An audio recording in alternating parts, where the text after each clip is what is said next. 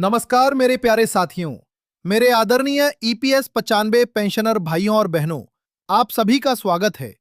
Video शुरू करने से पहले आपसे एक छोटा सा अनुरोध है कि अगर आप पेंशनर्स के हक की इस लड़ाई से जुड़े रहना चाहते हैं और हर नई अपडेट सबसे पहले पाना चाहते हैं, तो इस वीडियो को लाइक जरूर कीजिए और चैनल को सब्सक्राइब करके घंटी का बटन दबा दीजिए ताकि आपके जैसे हर साथी तक सही जानकारी समय पर पहुंच सके। साथियों, आज की खबर ने पूरे देश के लाखों पेंशनर्स के दिलों की धड़कनें तेज कर दी हैं। कहा जा रहा है कि 9, 10 और 11 मार्च को दिल्ली की सड़कों पर जो संघर्ष हुआ, जिसने पूरे सिस्टम को हिला दिया, उसका असर अब दिखाई देने लगा है। 3 दिनों तक चले इस आंदोलन ने एक बार फिर यह साबित कर दिया कि जब आम जनता अपनी आवाज उठाती है, तो सरकारों को सुनना ही पड़ता है। दिल्ली का जंतर मंतर इन 3 दिनों में केवल एक धरना स्थल नहीं था, बल्कि वो जगह बन गया था जहां लाखों पेंशनर्स की उम्मीदें खड़ी थीं। देश के कोने कोने से आए बुजुर्ग साथी अपने अधिकार की मांग को लेकर वहां जुटे थे। किसी के हाथ में तख्ती थी, किसी के हाथ में झंडा था, लेकिन हर किसी के दिल में एक ही उम्मीद थी कि इस बार उनकी आवाज दिल्ली की दीवारों तक जरूर पहुंचेगी। इस आंदोलन की अगुवाई कर रहे थे कमांडर अशोक रावत जी, जो पिछले कई वर्षों से ईपीएस 95 पेंशनर्स की मांगों को लेकर लगातार संघर्ष कर रहे हैं। उन्होंने बार बार सरकार के सामने ये सवाल रखा कि जिन लोगों ने अपनी पूरी जिंदगी देश की फैक्ट्रियों और उद्योगों में काम करते हुए बिताई, क्या उनके बुढ़ापे की सुरक्षा केवल 1,000 रुपए की पेंशन से हो सकती है? 9 मार्च की सुबह जब आंदोलन की शुरुआत हुई, तो शायद किसी ने नहीं सोचा था कि यह आंदोलन इतना बड़ा रूप ले लेगा। लेकिन जैसे जैसे समय बीतता गया, वैसे वैसे पेंशनर्स की संख्या बढ़ती चली गई। बुजुर्ग साथी अपने दर्द और अपनी उम्मीदों के साथ वहां डटे रहे। कई लोग ऐसे थे जो दूर दराज के गांवों से आए थे। किसी ने रात ट्रेन में काटी, किसी ने बस में सफर किया और किसी ने अपने परिवार से उधार लेकर दिल्ली पहुंचने का फैसला किया। उनकी एक ही इच्छा थी कि सरकार तक उनकी आवाज पहुंचे और उनकी पेंशन को सम्मानजनक स्तर तक बढ़ाया जाए। 10 मार्च का दिन इस आंदोलन के लिए बेहद महत्वपूर्ण माना जा रहा है। उस दिन मंच से कई ऐसे सवाल उठाए गए जिनका जवाब सरकार के लिए आसान नहीं था। पेंशनर्स ने यह साफ कहा कि यह लड़ाई किसी दान या कृपा की नहीं है, बल्कि यह उस हक की लड़ाई है जो उन्होंने अपने वर्षों की मेहनत से कमाया है। जंतर मंतर पर मौजूद बुजुर्गों के चेहरे पर थकान जरूर थी, लेकिन उनकी आंखों में उम्मीद की चमक साफ दिखाई दे रही थी। कई बुजुर्ग ऐसे भी थे जिनकी उम्र 70 या 80 साल से ज्यादा थी, फिर भी वे पूरे जोश के साथ नारे लगा रहे थे। यह दृश्य देखकर वहां मौजूद हर व्यक्ति भावुक हो गया था। 10 मार्च की शाम तक खबरें आने लगी कि सरकार के उच्च स्तर पर इस आंदोलन को लेकर चर्चा शुरू हो गई है। बताया गया कि प्रधानमंत्री कार्यालय में भी इस विषय को लेकर बैठक हुई और अधिकारियों से रिपोर्ट मांगी गई। ये खबर सुनते ही आंदोलन में शामिल लोगों के हौसले और भी बढ़ गए। उधर मंच से कमांडर अशोक रावत जी लगातार पेंशनर्स को संबोधित कर रहे थे। उन्होंने कहा कि ये लड़ाई लंबी जरूर है, लेकिन अगर हम सब एकजुट रहे तो जीत जरूर मिलेगी। उन्होंने ये भी कहा कि ये आंदोलन केवल आज की पेंशन के लिए नहीं है, बल्कि आने वाली पीढ़ियों की सुरक्षा के लिए भी है। 11 मार्च तक आते आते जंतर मंतर का माहौल पूरी तरह बदल चुका था। जहां पहले केवल धरना चल रहा था, वहीं अब ये एक जन आंदोलन का रूप ले चुका था। देश भर में सोशल मीडिया पर भी इस आंदोलन की चर्चा होने लगी थी। लाखों लोग अपने अपने घरों से पेंशनर्स के समर्थन में संदेश भेज रहे थे। इसी बीच कुछ ऐसी खबरें भी सामने आने लगी जिनसे पेंशनर्स के बीच उम्मीद की एक नई किरण दिखाई दी। कहा जाने लगा कि सरकार अब इस मुद्दे पर गंभीरता से विचार कर रही है और जल्द ही कोई बड़ा फैसला सामने आ सकता है। पेंशनर्स की मुख्य मांग लंबे समय से यही रही है कि न्यूनतम पेंशन को बढ़ाकर 7,500 रुपए किया जाए और इसके साथ महंगाई भत्ता भी जोड़ा जाए।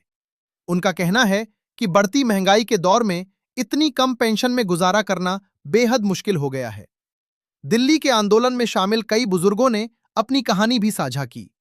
किसी ने बताया कि दवाइयों का खर्च ही उनकी पूरी पेंशन खत्म कर देता है, तो किसी ने कहा कि उन्हें अपने बच्चों पर निर्भर रहना पड़ता है। इन कहानियों ने वहां मौजूद लोगों को अंदर तक झकझोर दिया। आंदोलन के तीसरे दिन यानी 11 मार्च को माहौल और भी गर्म हो गया। साथियों, 11 मार्च की रात तक दिल्ली के जंतर मंतर पर जो माहौल था, वो किसी सामान्य धरने जैसा नहीं रह गया था। वहां मौजूद हर पेंशनर को यह महसूस होने लगा था कि उनकी आवाज अब केवल सड़कों तक सीमित नहीं रही, बल्कि सत्ता के गलियारों तक पहुंच चुकी है। आंदोलन के तीसरे दिन जब मंच से लगातार संदेश दिए जा रहे थे, तब भीड़ में मौजूद बुजुर्गों के चेहरे पर थकान के बावजूद एक अजीब सा आत्मविश्वास दिखाई दे रहा था। कई पेंशनर्स ने कहा कि उन्होंने अपने जीवन में बहुत संघर्ष देखा है, लेकिन इस बार वे पीछे हटने वाले नहीं हैं। उनका कहना था कि यह लड़ाई केवल पैसों की नहीं है, बल्कि सम्मान की है। उन्होंने फैक्ट्रियों में, उद्योगों में, मशीनों के बीच अपनी पूरी जवानी खपा दी और अब बुढ़ापे में उन्हें इतनी कम पेंशन मिल रही है कि गुजारा करना मुश्किल हो जाता है। इसी दौरान दिल्ली से कुछ अहम संकेत मिलने शुरू हुए। बताया गया कि आंदोलन की गूंज संसद और मंत्रालयों तक पहुंच चुकी है। अधिकारियों को यह समझ में आ गया था कि यह कोई छोटी मांग नहीं है जिसे अनदेखा कर दिया जाए। देश भर में लाखों पेंशनर्स इस मुद्दे से जुड़े हुए हैं और उनकी उम्मीदें इसी फैसले पर टिकी हुई हैं।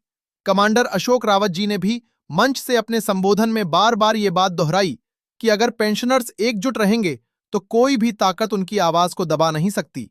उन्होंने कहा कि यह आंदोलन किसी राजनीतिक लाभ के लिए नहीं है, बल्कि उन लाखों परिवारों के भविष्य के लिए है जिनकी जिंदगी इस पेंशन पर निर्भर करती है। जंतर मंतर पर बैठे कई बुजुर्गों ने कहा कि वे अपने घर से केवल एक उम्मीद लेकर आए हैं। उन्होंने अपने बच्चों और पोते पोतियों से कहा था कि इस बार वे खाली हाथ वापस नहीं लौटेंगे। यही भावना पूरे आंदोलन को मजबूती दे रही थी। इसी बीच यह भी खबर सामने आई कि सरकार के कुछ प्रतिनिधियों ने आंदोलन के नेताओं से बातचीत की है और उनकी मांगों को विस्तार से सुना है। पेंशनर्स की तरफ से साफ कहा गया कि न्यूनतम पेंशन को सम्मानजनक स्तर तक बढ़ाया जाना चाहिए और इसे महंगाई से जोड़ना भी जरूरी है, ताकि आने वाले समय में बुजुर्गों को बार बार संघर्ष न करना पड़े। साथियों, आंदोलन के दौरान कई ऐसे दृश्य भी सामने आए जिन्होंने पूरे देश को भावुक कर दिया। एक बुजुर्ग दंपति ने बताया कि वे कई सालों से अपनी दवाइयों और रोजमर्रा के खर्च के बीच संतुलन बनाने की कोशिश कर रहे हैं। कभी दवा खरीदते हैं तो घर का खर्च कम करना पड़ता है और कभी घर का खर्च पूरा करने के लिए दवाइयों से समझौता करना पड़ता है। ऐसी कहानियां केवल एक या दो लोगों की नहीं थीं, बल्कि लाखों पेंशनर्स की हकीकत बन चुकी थीं। यही वजह थी कि आंदोलन में शामिल हर व्यक्ति यह महसूस कर रहा था कि अब बदलाव का समय आ चुका है। दिल्ली में इन 3 दिनों के दौरान एक और बात साफ दिखाई दी कि पेंशनर्स की यह लड़ाई अब केवल दिल्ली तक सीमित नहीं रही। देश भर के अलग अलग राज्यों से लोग सोशल मीडिया के माध्यम से इस आंदोलन के समर्थन में संदेश भेज रहे थे। कई जगहों पर छोटे छोटे समूहों ने अपने शहरों में भी पेंशनर्स के समर्थन में आवाज उठाई। इन सब के बीच सबसे बड़ी बात यह थी कि आंदोलन पूरी तरह शांतिपूर्ण तरीके से चल रहा था। बुजुर्ग साथी अनुशासन के साथ बैठे थे और अपनी मांगों को शांतिपूर्ण तरीके से सामने रख रहे थे। ये बात भी लोगों के दिलों को छू रही थी कि इतनी उम्र में भी वे अपने अधिकारों के लिए इतनी मजबूती से खड़े हैं। कमांडर अशोक रावत जी ने अपने अंतिम संबोधन में कहा कि यह आंदोलन हमें एक महत्वपूर्ण सीख देता है। जब तक हम एकजुट रहेंगे, तब तक हमारी आवाज मजबूत रहेगी। उन्होंने सभी पेंशनर से अपील की कि वे संगठित रहें और अपने अधिकारों के लिए जागरूक बने रहें। उन्होंने ये भी कहा कि चाहे फैसला आ जाए या कुछ समय बाद आए, लेकिन यह आंदोलन इतिहास में जरूर याद रखा जाएगा, क्योंकि इसने पूरे देश को यह दिखा दिया कि बुजुर्गों की आवाज को नजरअंदाज नहीं किया जा सकता। साथियों, इन 3 दिनों के आंदोलन ने एक बात साफ कर दी है कि ईपीएस 95 पेंशन का मुद्दा अब देश की बड़ी चर्चाओं में शामिल हो चुका है। लाखों पेंशनर्स की उम्मीदें इस पर टिकी हुई हैं और सभी चाहते हैं कि उन्हें ऐसा समाधान मिले जिससे उनका बुढ़ापा सुरक्षित और सम्मानजनक बन सके। अब आने वाले दिनों में क्या फैसला सामने आता है, ये देखने वाली बात होगी। लेकिन इतना जरूर है कि दिल्ली की सड़कों पर उठी इस आवाज ने पूरे देश को सोचने पर मजबूर कर दिया है।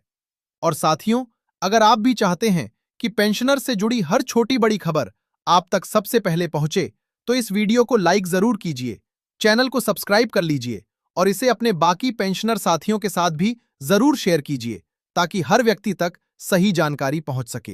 क्योंकि जानकारी ही वह ताकत